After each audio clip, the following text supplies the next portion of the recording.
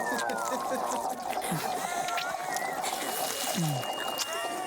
get oral.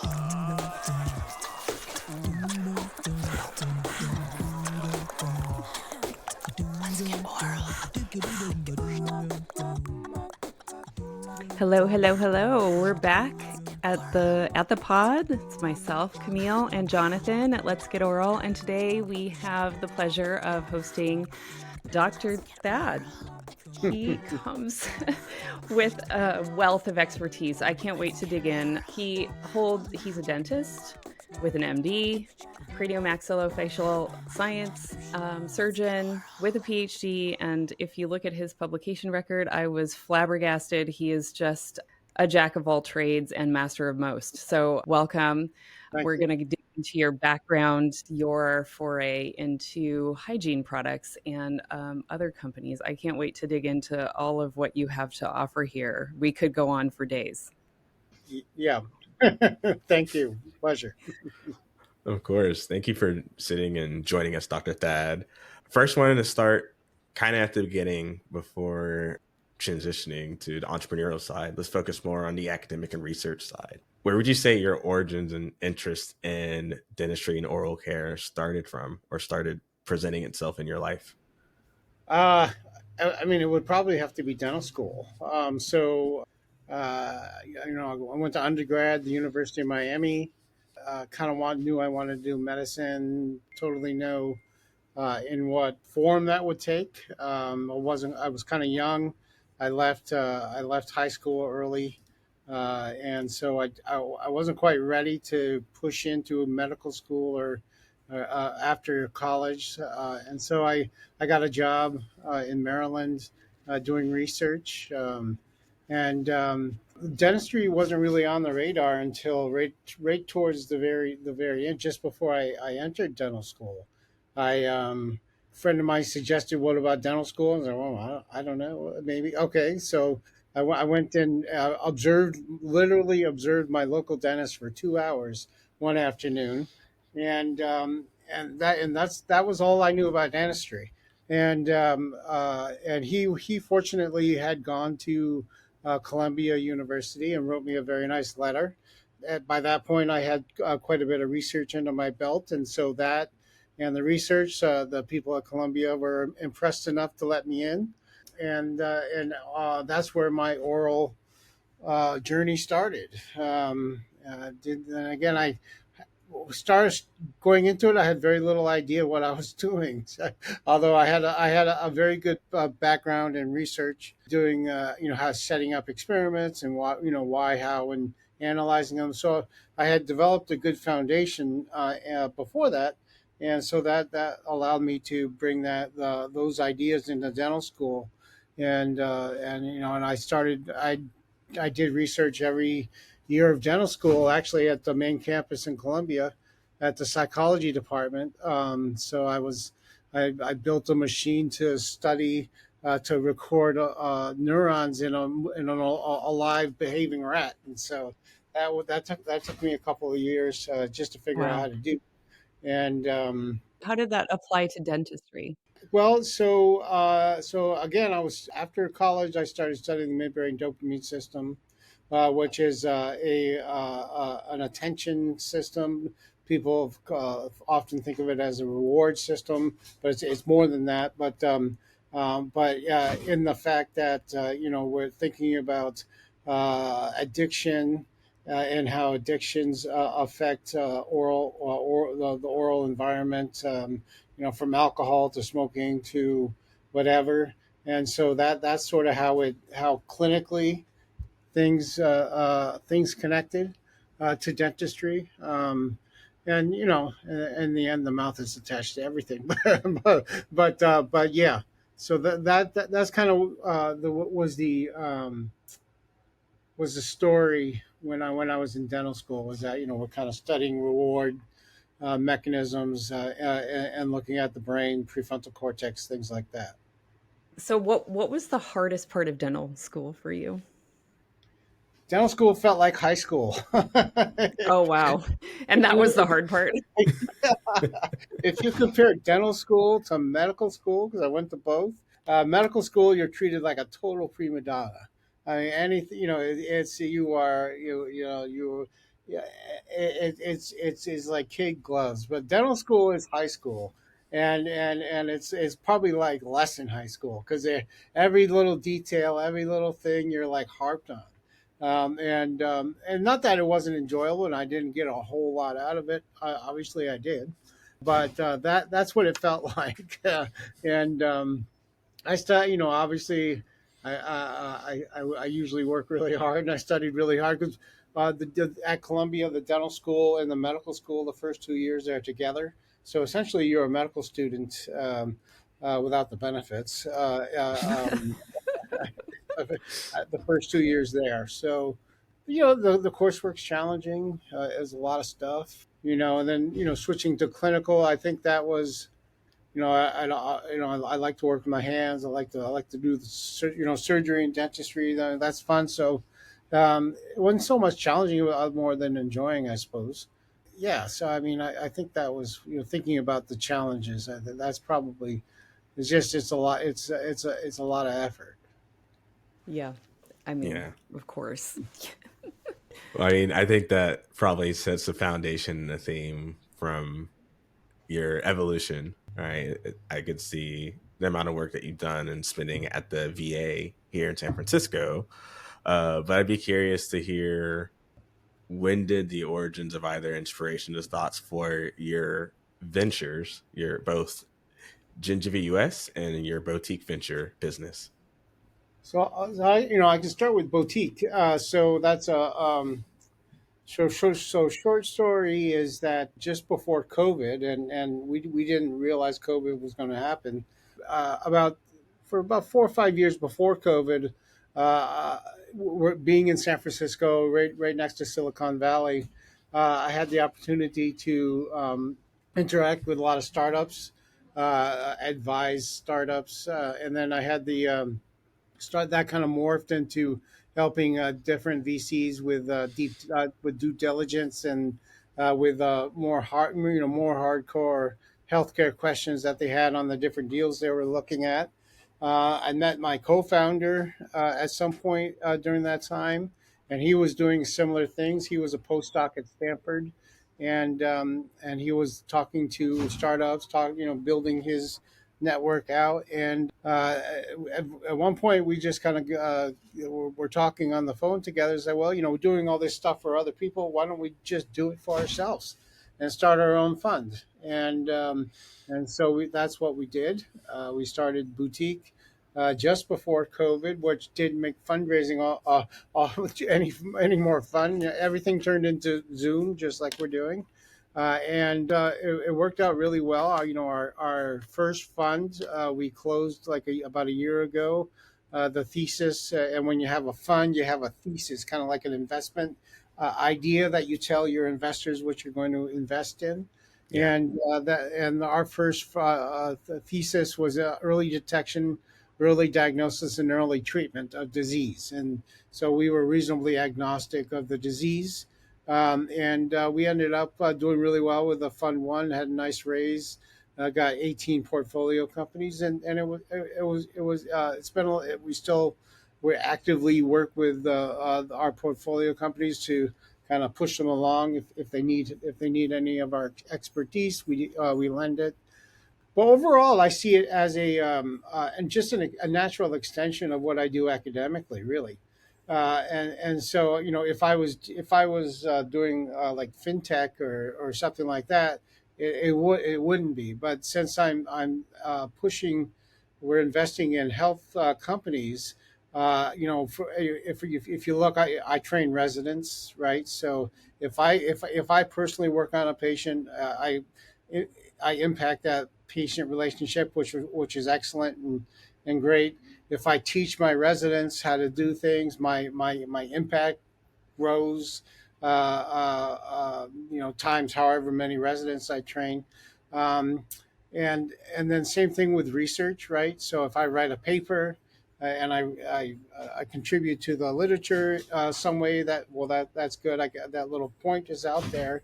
If I have I'll get a grant, then I get a research program. but an extension of that is if I can see health technology or healthcare offerings that could directly impact people on a large scale commercially. I mean, that really is the next level of the next natural level of everything I'm doing. And so that's why I don't think it's well, you sold out. Because I know I'm just pushing to the next level.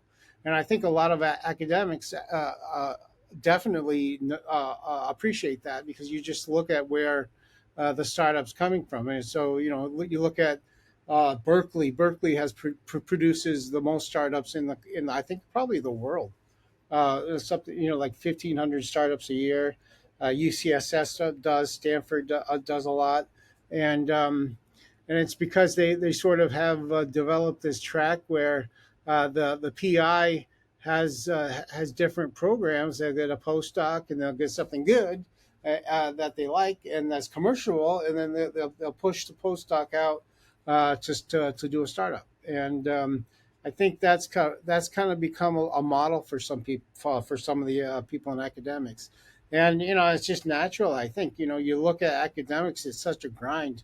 You apply for a grant, you may or may not get it. You have to wait a year to find out whether or not you get it. Then you reapply. And then in the end, it's a very little amount of money compared to what's out there, and that's why I think it's so attractive to academics is they're tired of that grind, and they really want to go out and make an impact, and that takes money. It's no longer predictable either. No, So yeah, oh no, yeah, exactly. right No, now, especially. yeah, no, who knows? It's like throwing the dice.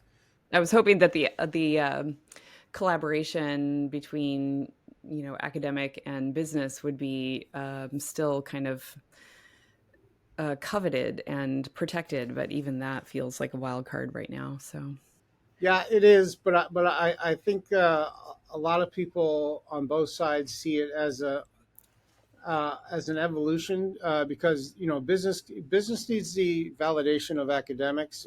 Particularly if you're yeah, doing a high flying deep health thing. So you need those Mother Nature papers, you need the science papers, and so if you don't have that, nobody's going to really believe you. But then that's just the start. So right. you got to be able to take that commercially and have it touch a patient and have somebody actually sign a check to pay for it. Yes. So Yeah. The I think we all feel that. if it was easy, then everybody be doing it, right? But it takes it takes the right environment, takes the right people, and the plan and the execution and all that, and a little bit of luck. And I think you see people do it every day, and it's just a matter of kind of figuring out your formula Hmm. yeah. to where you want to go. So you kind of spanned the gamut with your research from brain. You have a lot on diet as well. I certainly have been following the microbial story because I'm a microbiologist, and all of it is interwoven. But how did you kind of fall upon diet? I mean, I like to think it's obvious in dentistry, but was there something spectacularly unique that you were looking at? Yeah, I mean, it's all connected, of course. So you start you looking at neurodegeneration, okay? Alzheimer's, the different neurodegenerative diseases. We've spent like 30 years and billions of dollars looking at those, trying to solve that problem, and really, I think until just recently had nothing's come of it, right? And so you kind of ask yourself, well, why is that? What are we doing wrong? And I think the major problem is that everybody's looking at the endpoint the wrong time.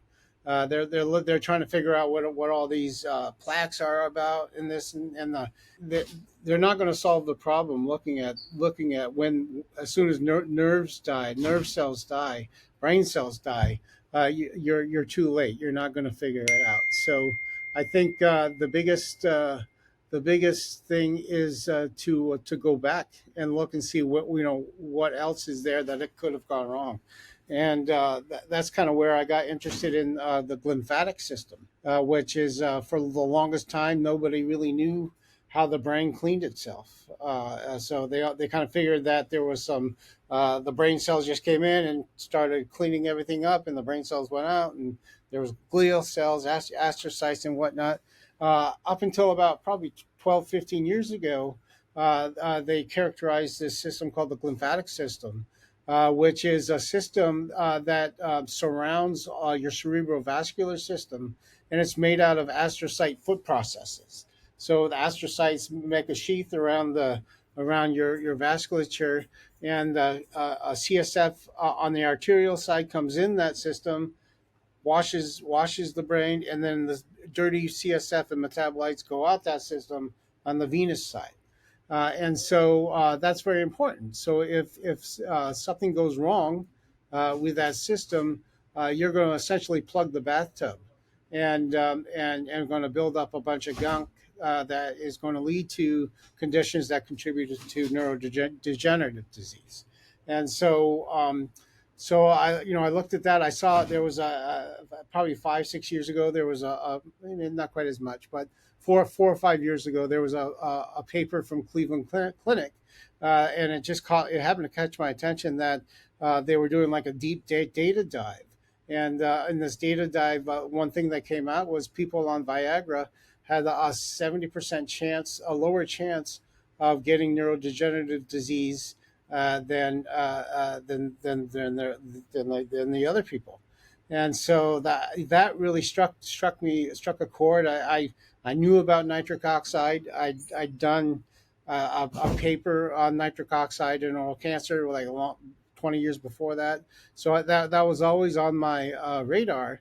And so I started looking, and nitric oxide definitely affects the glymphatic system, and obviously the vasculature. And so the glymphatic system works when it's pulsatile driven. So when you have a pulse and blood moves down the blood vessels, the glymphatic system is working, and so the nitric oxide must play a role there. And so that sort of got me in the whole idea of looking at the glymphatic system to begin with.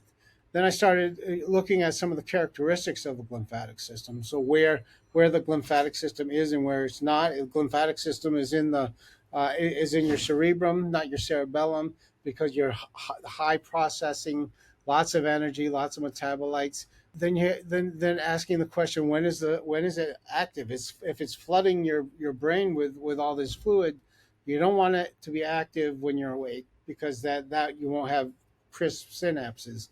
You want the synapses to be active when you're asleep, preferably in non-REM sleep, and that's exactly when the glymphatic system is active in non-REM sleep, and so that's important. You got to have good non-REM sleep, okay, and so then to take a big leap, next leap is, so what messes up non-REM sleep?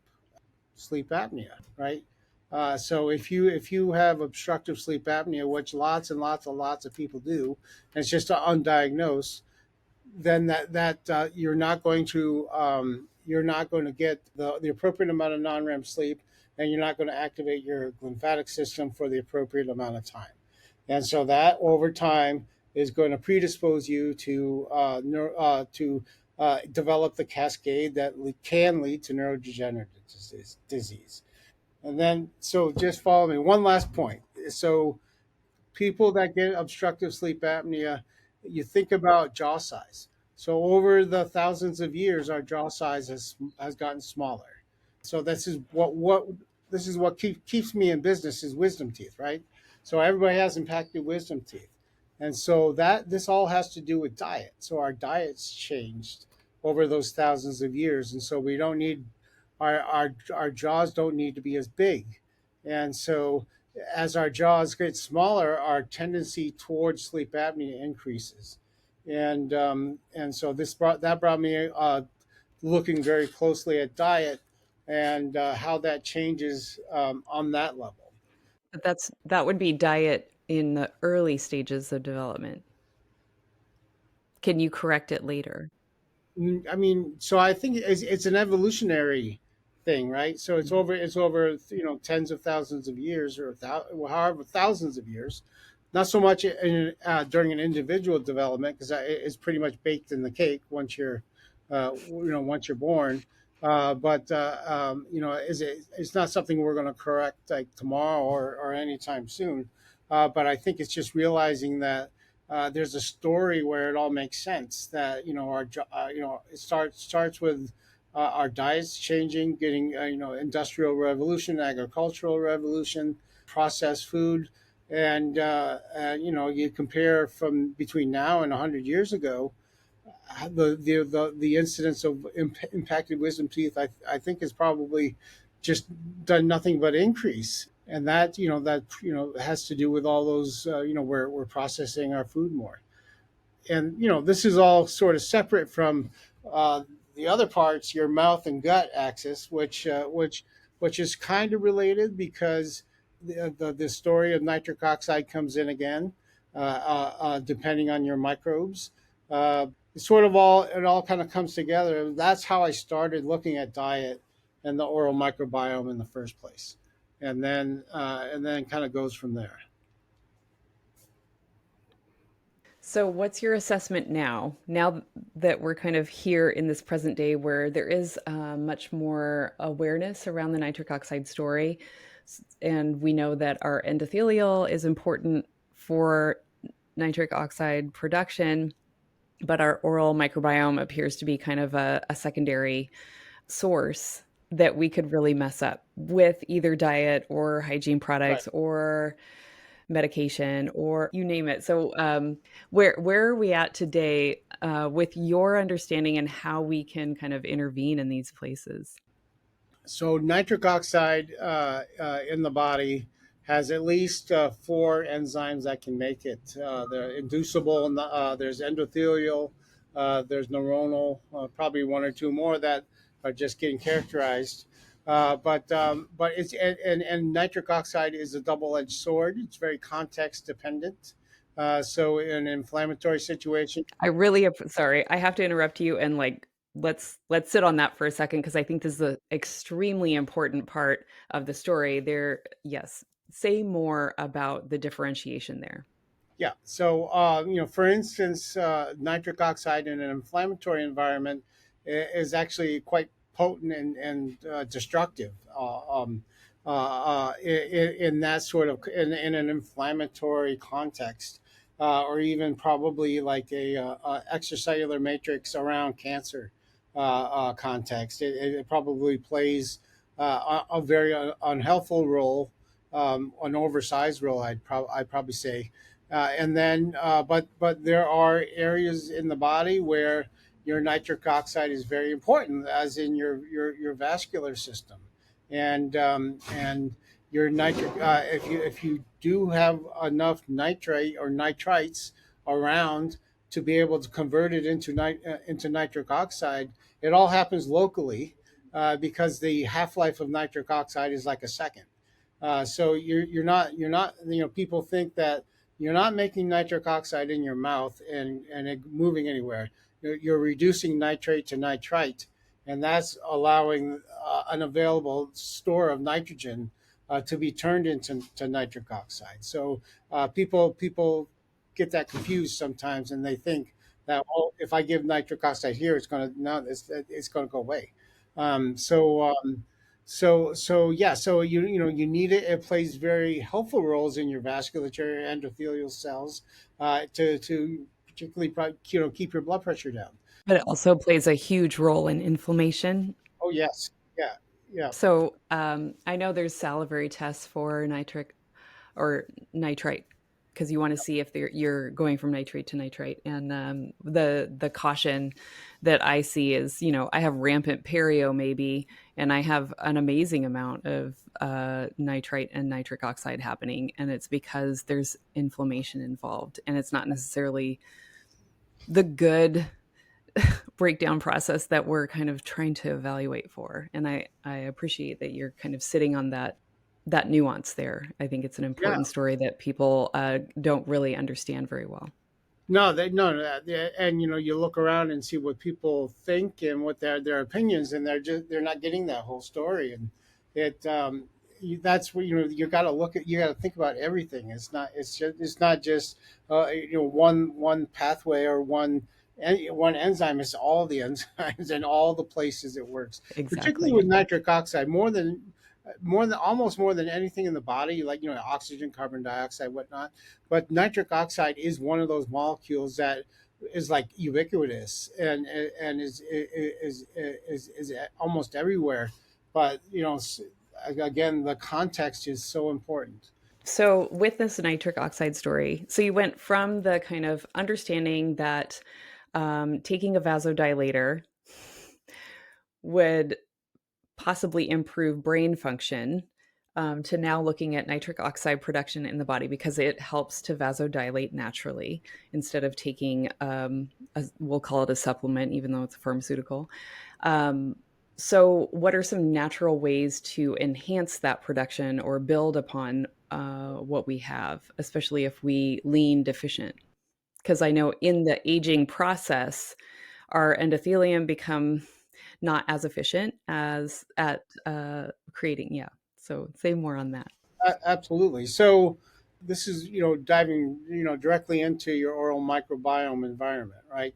And so we all the and for people who aren't dentists, your oral microbiome has more population diversity than like the Amazon rainforest, right? It's got like 500 plus or minus different species of bacteria, fungus, and then they're accompanying viruses that play around with all of that, right? So it's a world of its own. But the point is that we normally under good health, good gum health, that we have commensal bacteria that like to live with us, and we like to live with them because we give them something, and they give us something in return. And that thing in return that they do is they convert nitrate to nitrite, which gets taken up in the body and act as a reserve for nitrogen. Okay, and so you need that to happen so that your enzymes that make nitric oxide can take it and convert and do that conversion. The if you start to turn more towards a bad bacterial dysbiosis or a bad bacterial population, the ability to do that reduction to go from nitrate to nitrite lessens because the bad bacteria tend not to do that. And the more your bad bacteria populate your mouth, the less and less you have an ability to correct that, and then and then that benefit goes away. So then on the other end, okay, then say if I take chlorhexidine 5 times a day for 5 months, you're not going to have too much diversity or too much of anything going on in your mouth. So you've killed the commensal bacteria with your mouthwash, and so people get on that. Well, all mouthwashes are bad because of that, right? And so that's not true.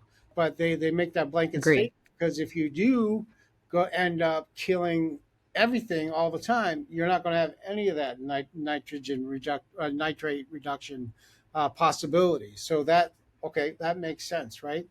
The way we've solved it is to control the environment because it's the environment that causes the good bacteria to exist or and makes it disadvantageous for the bad bacteria to be there. And that's just controlling plaque, right? And so if you have very low amounts of plaque, you're going to have good bacteria there to do what it normally does. If you have lots of plaque, lots of gingivitis, inflammation, which can turn into periodontitis, which is bone destruction, and then which becomes more of a problem. It all works to where it all comes down to the environment. And so plaque is a very interesting. There's people that spend their lives looking at plaque. There's an initiation phase where it's soft, and then it gets mineralized, and then the bacteria form these colonies, and then colonies on colonies on colonies, and then all of a sudden the colonies want to go explore, and the bacteria, they create little spores, and they go all around your mouth and enter your bloodstream and things like that, and so it's really I mean, it's really amazing. But this is again, you have to think about it not so focused, but you have to broaden out where it's not just mouthwash is bad. It's not That's not the truth. It's that some mouthwashes are bad if you use them a lot all the time.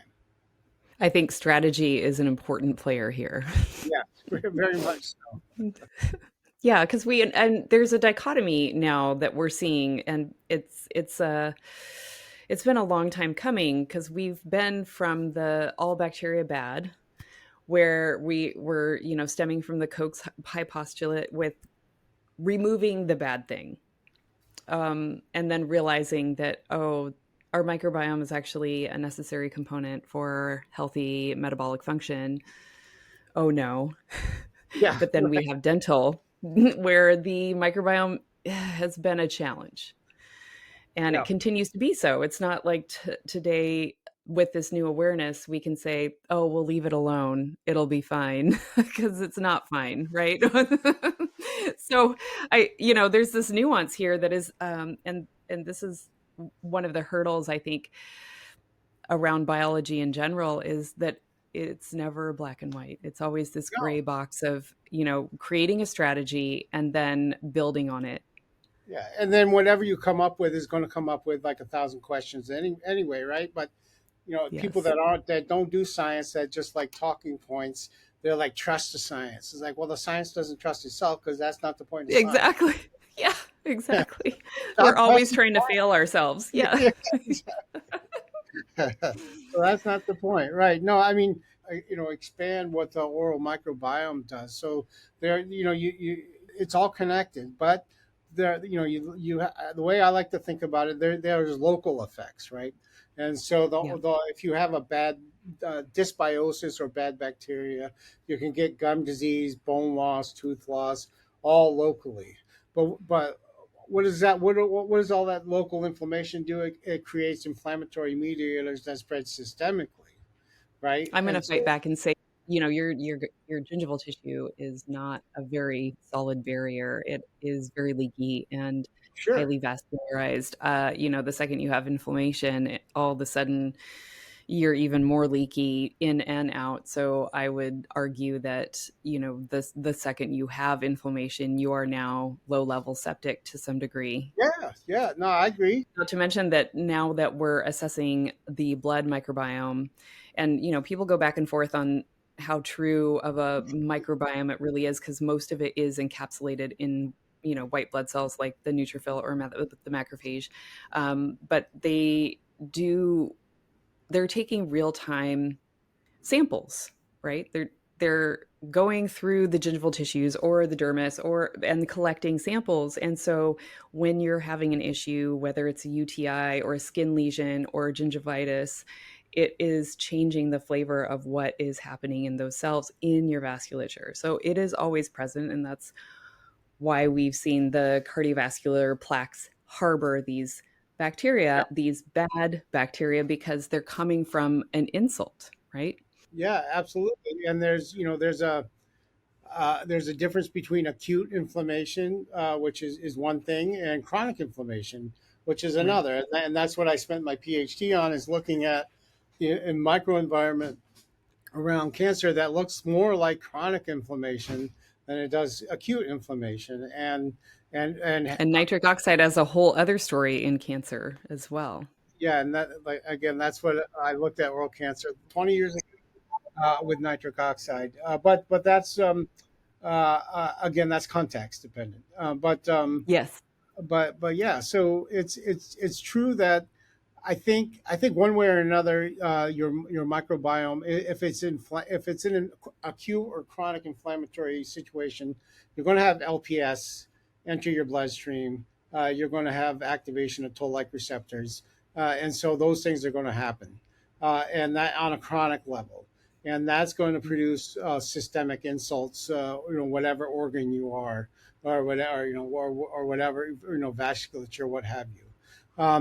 And then obviously being directly in line with the mouth is the gut. So it's been shown, even if you have just a little bit of gum disease, a little bit of gingivitis, some of those, normally the commensal bacteria don't typically make it to the gut if your mouth is healthy. But if you have some of that inflammation, some of the increased plaque indices, that those bacteria are going to make it to your gut and create a dysbiosis, and that's compounded upon our diet. Pretty much sucks. The high processed, high sugar diet, that is good. It changes your mouth biome, and then changes your gut biome. So the whole thing, your bad bacteria from your mouth to your gut, and the diet, are we have what you just said, leaky tissues. Our guts get leaky, right? And so, if you look at your gut and you spread it out, it's the volume of a surface area of a tennis court, right? And so, if you're going to have inflammatory, leaky mediators in your body the size of a tennis court, that's going to affect you. And that's what you see, that metabolic syndrome, diabetes, high blood pressure, that chronic inflammation is driving these diseases that kill us. And I think the whole story doesn't start and end in the mouth, but the mouth is an important part of it in our diet.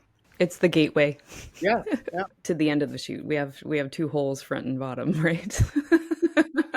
Gateway and the get out. A complicated donut. That's right. So you said that you need to control the environment of the mouth. How are you looking at those control mechanisms?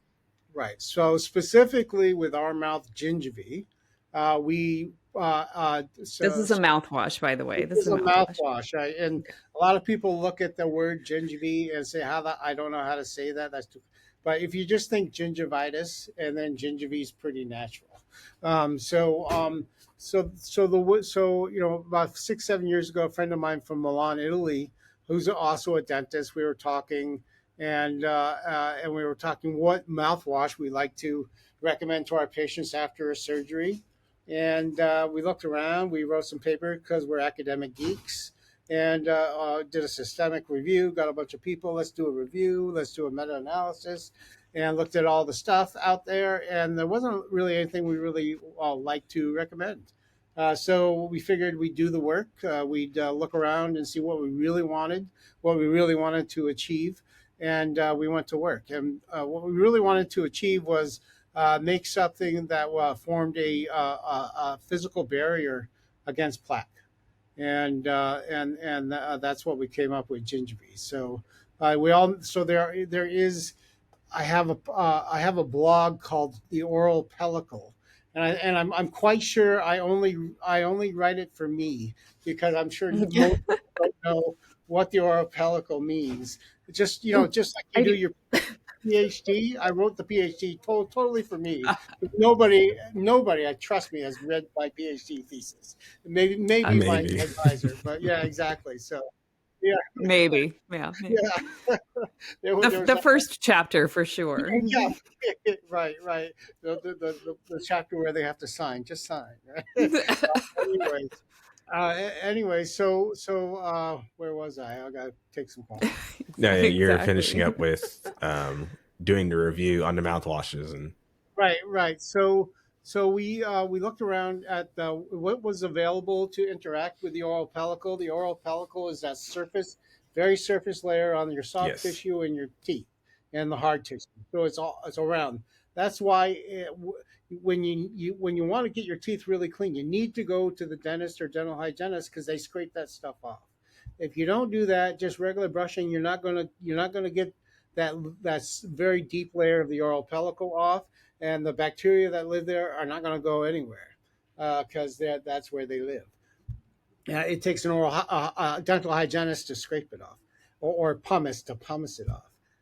But short, like 5 minutes after, it all goes back anyway. So there were some molecules that we liked. Hyaluronic acid was one of them. Yes. And we Yes. made hyaluronic acid intermixes with the oral pellicle. Yeah. And then we added a couple of things that are mucoadhesive, Yeah. Pullulan. Well, Uh, pull, HA is also mucoadhesive, oh yeah, but very much, very much. Yeah, Mhm. absolutely. But why rely on one thing? But Sure. Pullulan and PVP are also make that have that function, and they sort of form a net in that oral pellicle. And then we got to have we needed an antimicrobial that wasn't overpowering, but we needed one to take care of the bad bacteria, because to dissuade them from starting that bad environment. And so that's why we came up with CPC. And it's concentration dependent. We used a concentration that wasn't going to blow everything out of the water. But yeah, it was meant to sit in that net and control the bad bacteria. And in the end, and castor oil. Castor oil is a little controversial, but castor oil has some nice anti-inflammatory properties. And so Absolutely. if you're trying to keep your gums clean and they're inflamed, that's a much harder job than if they're not inflamed, right? So that's what Yeah. castor oil does, is it decreases the inflammation of the gum tissue to allow you How to did keep. you formulate with the castor oil? Because that's a tricky guy. Yeah, so it's I'm not a formula guy, but they, there's a form of castor oil that we use that actually, and in castor oil in the end is rinoleic acid, which is the main actor. Okay. But yeah, they specifically got it so that it works. But Miracles. yeah, Formulation miracles. that's right, exactly. Yeah. And so that's what it does. And hyaluronic acid, you have all of it's natural. Hyaluronic acid we have all over our body. We put in a high molecular weight one to hold on to water, and we put a low molecular weight one that will stimulate healing, because you have like four hyaluronic acid receptors in your body, and when you get injured, those hyaluronic acid receptors activate and start the healing process. Do you know where the highest concentration of hyaluronic acid is in your body? Do tell. Umbilical cord. So No your kidding. umbilical cord. Yep. So obviously you need it to be stretchy and cushy and things like that. And so that's why there's the highest amount of hyaluronic acid there. No, I didn't know that. That's really neat. Yeah, yeah. So yeah, so that's why gingerbread is so effective, and so as far as being a company, we're really happy. Our the people that use it really like it, and it's just a matter of marketing and budget and all that company Oh, I stuff. know. Can relate. That's right. Yeah, I'm so glad that you're using hyaluronic acid. It's been used in dentistry for many, many years, and I think that it's still underrated and doesn't get enough press. So I like to see more products with it. So I appreciate your Yeah. due diligence there in utilizing that. What's the next step for Gengivive? So the next step, just to build the brand really, and so I'm trying to build a platform out as we get more people knowing we're alive, to so that that really your mouth is connected. You don't have a different blood supply that goes to your mouth. All the red blood cells. You don't have mouth. That would be cool if you did. But you don't have mouth red blood cells or mouth white blood cells. The same cells that go all over your body. The same bloodstream goes Yeah, all over your body. Same. yeah. So it's like we have to stop this dichotomy of, oh, that's dental. We don't need to think about dental. It's the same thing. So Same yeah, donut. Yes. same thing. So my whole life, one of my things I want to do is kind of make a more. Everybody wants to make a platform, right? But make to make an oral systemic platform that looks actively. We can these days, people look at the dental hygienists have microscopes in their office, right? Yeah, someone behind me. Yeah, and I go, I know a lot of hygienists that they'll take a scrape, they'll look at it, and they post it on LinkedIn. I have a good friend that does that, right? But you can easily do like the other chair side tests to test the microbiome and test what you're doing with it, and then you put on top of that some systemic inflammatory mediators. You do some gut microbiome stuff, and you don't have to do all do a wide ranging omics test. You just take a panel of green, yellow, red. Your Socrates. Yep. Yeah, give yourself an idea. And this is why I didn't go into microbiology, by the way. I can't remember all those names. I can't say most of them. I can't remember. I walk into a room with people, I don't remember anybody's name. It's a personal defect of mine. But I'm with you all the way. I've had to definitely train up my bacterial species. yeah, I'll definitely practice still to this day, just because you just don't want to like hang yourself up in the middle of it. Yeah. but that, yeah, it's kind of related. But anyway, so I think that I don't know. I think that's important. So you want to do a whole platform. Are you thinking of toothpaste? Are you thinking of lozenges, or what? Where are you going with that? Well, not so much a platform in as of products, but a platform in of some products will be in there. So toothpaste. I think toothpaste is not everybody uses mouthwash, no matter what. If you Yeah. there's a certain amount of people that will use mouthwash or not. But then you look at toothbrushing. Hopefully everybody brushes their teeth, right? So making a tooth product that has some of the if they're not going to use if they're not going to use the mouthwash to provide that barrier protection, at least maybe get it in the toothpaste. So maybe develop a toothpaste that can produce a physical barrier that can reduce the developmental plaque. And then but then on the other end is people are wearing wearables and this Yep. and that. I don't think it's not beyond beyond the reason of expectation to every 6 months, if you see your dental hygienist, for them to do a couple of chair side tests to see how your microbiome is doing, to see how your chronic inflammation levels are Yep. doing. I think that very much the dental world will embrace that. One because they're always looking for something else to bill for, right? Everybody needs a little extra cash. But yeah, it brings them into, yeah, you know what? I went to dental school and I learned about the body, but all I do is cavities or teeth. But so it's like, okay, it brings everything together, and I see that with a lot of hygienists. They're really into the systemic connection more and more and more, because they learn about it, I think you could develop something that very easy. And there's things out there that already exist, but I think you're making it simple in the front end, but reasonably complex on the back end. With AI and things like that, you can do. And I've looked at ways to do that. So salivary diagnostic land. That's what you're thinking. That's part of it, but also looking at systemically, because to see that, okay, your microbiome in your mouth is doing one thing. What does that mean for your LPS levels, your CPR or whatever? And then you can do that, and there's no reason why you can't send a gut stool sample off to evaluate. And again, there are platforms out there that do all this stuff already. Nothing harmonized for like a one and done. I know functional health is really trying to, gain an advantage there, and they're doing a good job. But it's also limited. Yep.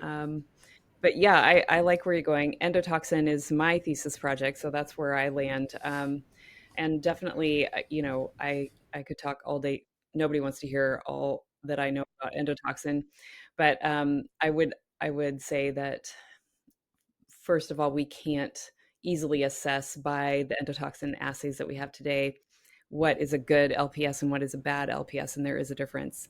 Yeah, And the good LPS is actually something that I wouldn't shy away from. It yeah. does really things in our body. It primes us in really healthy ways. It's the bad LPS that we want to limit, obviously. And It's like cholesterol.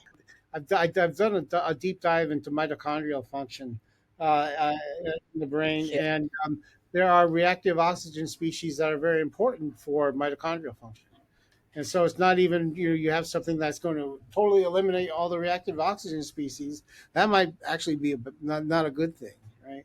exactly. No, you need, yes, there is a health, we call it the healthy amount of inflammation. I feel like we need to maybe come together, have a think tank all around renaming good inflammation.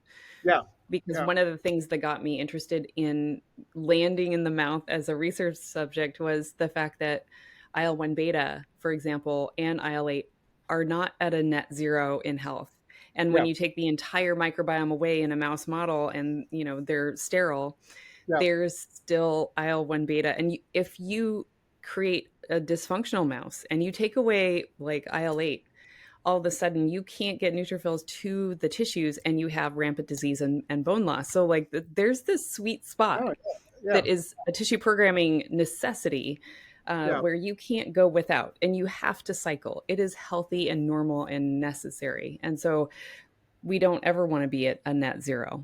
yeah. No, I mean, I always go to back to evolution. Is like we evolved with all these together to work together and for reasons, right? And Right. so there's a reason why it's there in the first place. And yeah, it might go wrong sometimes, but you don't want to just like say go net zero on it. You got Well, to and I think the health freaks right now are talking cold plunge and right, having temperature variations. Right. It's a stressor though. Like it's a healthy stressor for most. right. Some I'm not. Some should probably never try that, but but Yeah. again, a stressor can be a good thing, and certainly our mouth is Well, I supposed to mean, be where we taste the world and how we evaluate it. yeah, I mean, we've evolved with stressors and being able to be stressed and not die, with a Yeah, certain amount of resilience, right? And so that's how exactly. living things evolve and make it to the next generation. I mean, I always like to think of it in those terms, yeah, and it helps to broaden your view of the molecular mechanisms, because it's just, well, why would it be like that? I mean, why how could Right, it you're not just like A, B, on or off. It's more than that, and as particularly in living systems. right. So, where do I purchase your miracle mouthwash? You go www.gingive, GENGYVE, USA.com, and there's information all on that website. And when are you going to be deploying a salivary diagnostic? I'm actively talking to different labs to do that. I know people that actually will make chairside sensors. They have those made already. It's just a matter of figuring out exactly what you would want to test for. Maybe that involves different cartridges, and so give us like a red, a red, yellow, green type of thing, or versus a more granular look, like give us speciate some of it. You can do that with a chairside sensor now, but it's just a matter of getting the right balance between what's what's possible and what's realistic, right? So that's the nice thing about dentistry. I think there a lot of people in dentistry are early adopters. They're really rather than when I go to my physical, I walk in my doctor's office. It's the same doctor's office, at least the same exam room as it was in 1950 or Yep. 40. There's like a popsicle sticks. There's like a stethoscope. Same thing. It's like I've been going to the same person for like 25 years, and nothing's changed. But I think dentistry they really like to adapt, and take new things on. And I think that's one of the nice things about being in dentistry is that they're open to these new things. Look at sleep. Like I said, sleep apnea. That they make sleep appliances. This was, nobody, oh, well, what dentists have to do with sleep? Well, a lot. Um, and, um, and I think it's a perfect place to try out new technologies and new approaches to diagnosis and treatment because of that. Agreed. I like your optimism. I definitely feel like the hygienist is more of a rapid adopter. The dentist, I feel like maybe is more hesitant, but Yeah, and I think that has to do with a lot of times they're running a business, right? And yeah, so they don't want to spend a lot of money on something that's going to be a drag or a drag on money and a drag on time. Patients aren't going to appreciate it. And so, from a business aspect, a lot of them are under that pressure. But then, more and more across country, you have these DSOs popping up that are vacuuming up offices, well, left and right, and so that might allow the individual dentist more freedom to go and look at some of this more technology and more systemic connected stuff. And so I think that might be a nice opportunity to change things. oh, I hope you're right. I would love to see a sea change at the DSO level, especially just because they have a broad reach and can make a huge impact in the industry if they so desire. Yeah, no, totally. I mean, my overall thesis actually is to make dentistry a part of medicine. Just Oh, like here, just like here. yeah, just like the eye doctor, ophthalmologists are not ophthalmology. They're not siloed, but dentistry really is the last unlike corner of systemic health, and I think Yes. bringing it under medicine just makes sense. And it's not like Yeah. there's territorial thing, blah blah blah. But it's like you're still a dentist, you're still an eye doctor, you're still a kidney doctor. Get over it. Yeah, it's all Well, medicine. I think the hurdle has been that because it's been a cottage industry and literally separate Yeah, from any of the hospitals typically, yeah, that it has been more of a hurdle. It's almost like we have to say goodbye to the old way of life, and which yeah. is hard, you know? Not totally, and maybe this DSO model that, just as you just said, can help with that. Because I think the DSOs are going to run into a problem where the money's just not going to equal out the way they think it is, and that's going to be teetering, just like the medical system is. I mean, the medical system's not no pretty flower, It's but really yeah. So not. everybody's come up for a reckoning, but Well, that there was wait, there was a private you say that, and there was actually an article, yesterday on private equity buying did you see that? They, no. they basically found that there were more deaths associated with private equity medical firms than I've not seen those private equity numbers. medical Right. I've seen those Yeah, stories. so Yeah. yeah, so I mean, altruistically, I hope you're right. I hope that that is the path that we can throw our hope onto. Yeah. I mean, something's got to happen because the way the system's too expensive. All the systems too expensive. About medical, dental across the board. We're not getting out of it the amount we spend, and Yeah. it's just money's getting sucked in 5,000 different directions, right? Yep. So Yeah, mostly administrative. Yeah, I know. yeah, It's rough. It's rough. Yeah, I like I feel like we should all have a think tank around, how to really gel that process and make it monetarily viable at the same time comprehensive. yeah, Yeah, yeah. No, and I think AI is a real opportunity to do that, right? So definitely. Yeah. we're not we're just at the beginning of what we could do with AI. I'm sure. I mean, Chat GPT is just a start. 10 Yeah. years from now, it's going to be like, oh, I remember Chat GPT, just like you remember, like AOL or Your whatever. first boyfriend. That's right. They're like, oh yeah, that guy. But I think there are ways to use AI to really revolutionize systems and the way Agreed. systems deal with information, and allow like doctors and dentists to be doctors and dentists. Yeah. Instead of again, you go to your doctor. My doctor spends the whole time filling out on her with her laptop on her lap, uh, filling out the chart, right? And so that like Right. once she takes my blood pressure, and that's about it. Yeah. Right? Well, So, it's only 7 minutes to get all that information in, right? yeah, exactly. But that's just one. There are multiple levels of that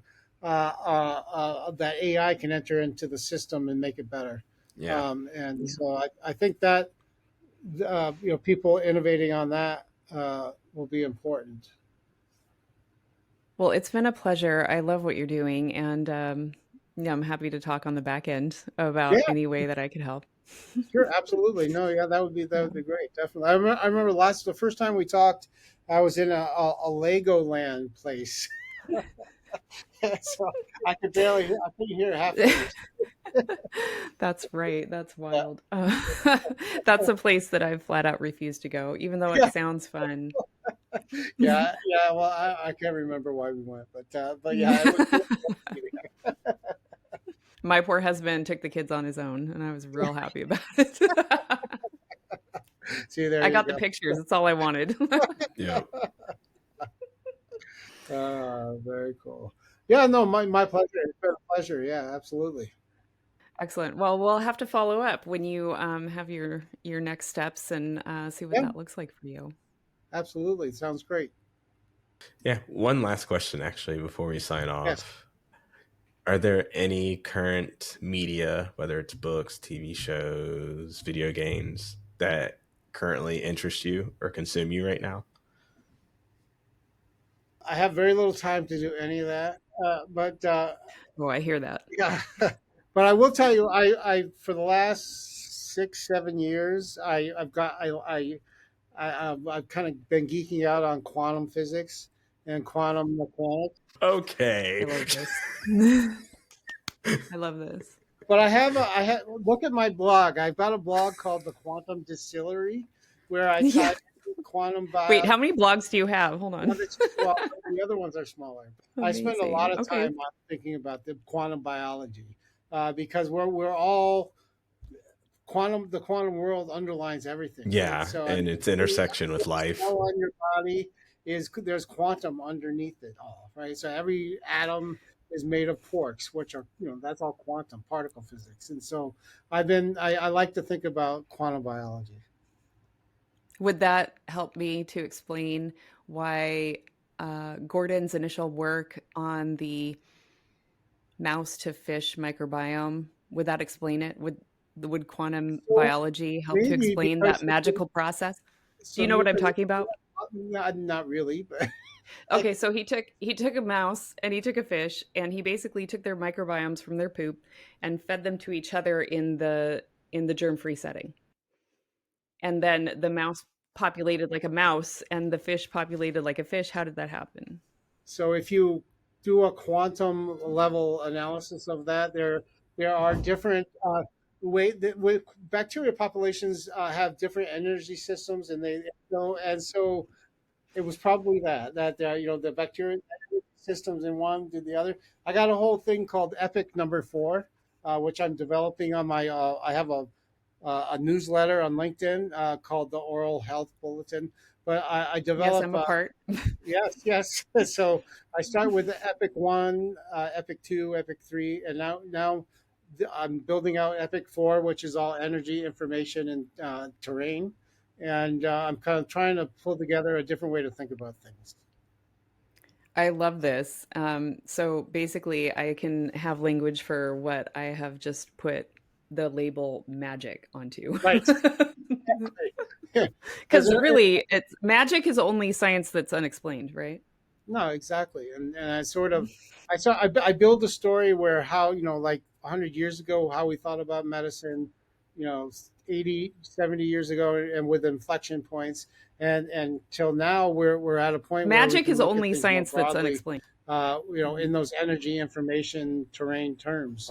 And to me, it makes sense, but it's just my, I'm with you. yeah. Well, check out the latest newsletter because it introduces it. Oh, I definitely will. I'm going to have to also sleuth for some of these blogs of yours. Mhm, The exactly. oral pellicle for sure. Yeah, if you look at the Gingerby website, those there's three blogs there: the oral pellicle, the one on omics, and I put a jaw joint on there. I'm academically, I specialize in jaw joint surgery. So, Yeah. How many do you do a day? it's a reasonably long procedure actually. So it takes about one a day if you do, but I don't do one every day. Good, good. Get some rest. Well, thanks again for being on here. Let's get oral.